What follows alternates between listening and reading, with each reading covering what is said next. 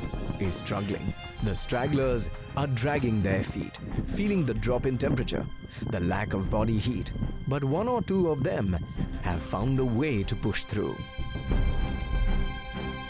I was so tired in between, I wanted to take rest. But whenever I saw people sitting there taking rest, I was so tempted, how Sahil told me it tempts to take a break. But thing was that from inside it says keep going, 10 more steps, 10 more steps, you're gonna reach your destination.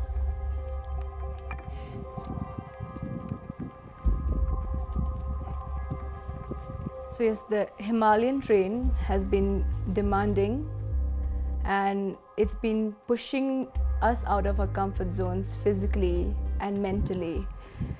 The steep ascents, the rough descents, the thin air, they're all working against you.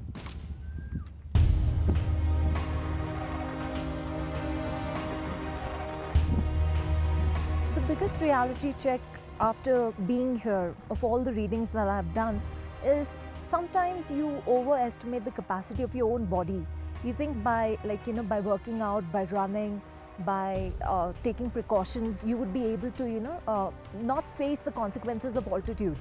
You tend to think that if I over prepare, the altitude won't affect me, but the altitude is an even player. It affects anyone. So that was a reality check for me. I thought by being over prepared, I wouldn't have to face that, but even I faced the symptoms of altitude.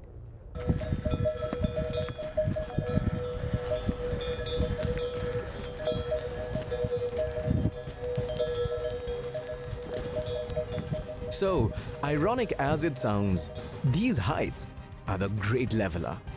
Those at peak fitness can still feel like the pits, but the trek must go on.